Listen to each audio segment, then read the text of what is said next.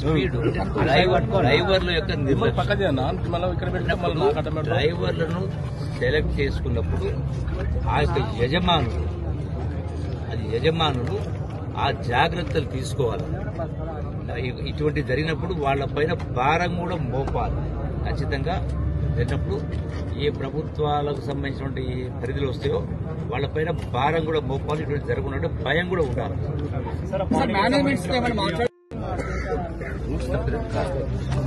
ఏం జరుగుతుంది?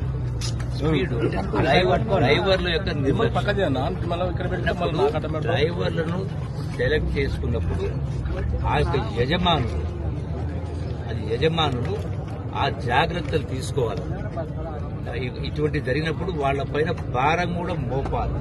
ఖచ్చితంగా జరిగినప్పుడు ఏ ప్రభుత్వాలకు సంబంధించినటువంటి పరిధిలో వస్తాయో వాళ్ళపైన భారం కూడా మోపాలి. ఇటువంటి జరగకుండా భయం కూడా ఉండాలి.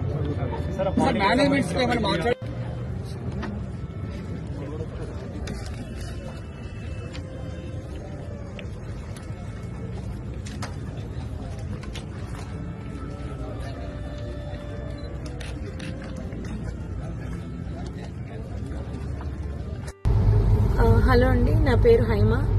నేను పుట్టపర్తి వెళ్ళి హైదరాబాద్ వస్తున్నాను. కర్నూలు దగ్గర మీకు యాక్సిడెంట్ అయింది కదండి.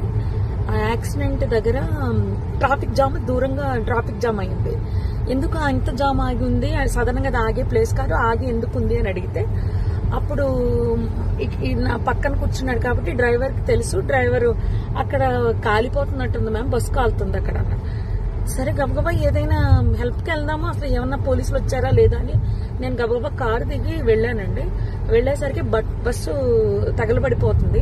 కొంతమంది కింద కూర్చుని ఏడుస్తున్నారు, ఎవరెవరు ఉన్నారని ఏడుస్తున్నారు, కొంతమంది టెన్షన్ పడుతున్నారు, ఇలా ఉన్నారు. ఆ బస్సుకు సంబంధించిన వాళ్ళు అలా వాళ్ళ పరిస్థితి అలా ఉంది. ఇంకా మిగిలిన వాళ్ళ ఫోన్లు అన్ని కూడా పాపం అందులో కాలిపోయాయి. చాలా మంది దగ్గర ఏమీ బయటకు వచ్చిన వాళ్ళ దగ్గర ఏమీ రాలేదు.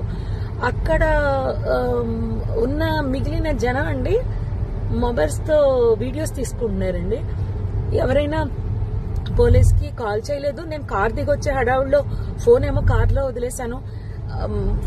వర్షం పడిపోతుందో పక్క నుంచి ఫోన్ టచ్ చేయడానికి కూడా ఎవరిదైనా అడిగి తీసుకుని టచ్ చేద్దామని వర్షానికి తడిచి అది పనిచేయట్లేదు. నేను మళ్ళీ గబగబా కార్ దగ్గరికి వెళ్లి వెంటనే కర్నూలు ఎస్పీ గారికి అండ్ ఎస్బీ ఇన్స్పెక్టర్ గారికి కాల్ చేశానండి. లక్కీగా ఎప్పుడో నెంబర్స్ ఉన్నాయి. కాల్ చేస్తే వాళ్ళు ఇమీడియట్లీ రెస్పాండ్ అయ్యారు. వాళ్ళు రెస్పాండ్ అయిన కాసేపటికి రూరల్ సిఏ గారి బృందం అంట వాళ్ళు వచ్చారు. దాని ముందే ఫైర్ స్టేషన్ వాళ్ళు వచ్చేసారు. అండ్ ముందు ఫైర్ స్టేషన్ వాళ్ళని, నెక్స్ట్ ఫైర్ సిబ్బంది, నెక్స్ట్ అంబులెన్స్, పోలీసు వారు వీళ్ళందరూ వచ్చేసారండి. అప్పటికే ఒక ప్రైవేట్ వెహికల్ ఒక 6గురిని హాస్పిటల్ పంపించారు. నాతో ఇంకొక అతను ఎవరో హరీష్ అంట, ధర్మవరానికి చెందిన అతను. పాపం చాలా మంచి వ్యక్తి ఆయన కూడా. ఆయన ఒక 6గురిని ప్రైవేట్ వెహికల్ ఎక్కించి పంపించారు. తర్వాత వీళ్ళు వచ్చాక ఒక 5గురిని అంబులెన్స్ లో ఎక్కించడం జరిగింది. ఆయన తీసుకెళ్లారండి.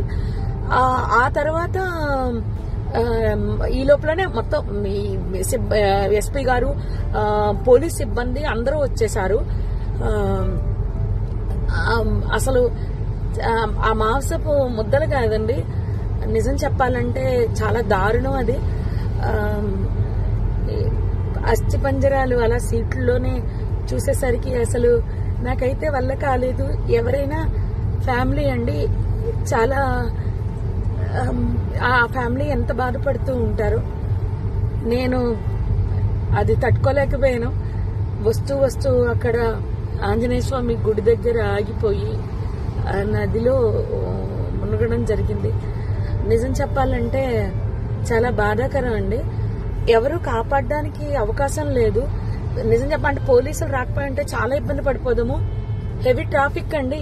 పోలీసులు లోపలికి రావడానికి బయటకి కూడా ఉండకపోను. ఇన్ఫర్మేషన్ ఇవ్వడంతో క్లియర్ చేసుకుంటూ వస్తూ మొత్తం లోపలికి వచ్చారు.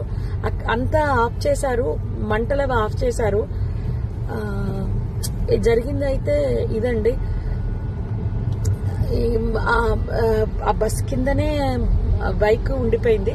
ఆ బైక్ ని కొట్టేస్తే బైక్ అతను చనిపోయి రోడ్డు పక్కకి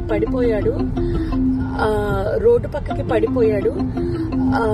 మళ్ళీ ఆ బైక్ మాత్రం బస్ కిందకి వెళ్ళిపోయిందండి.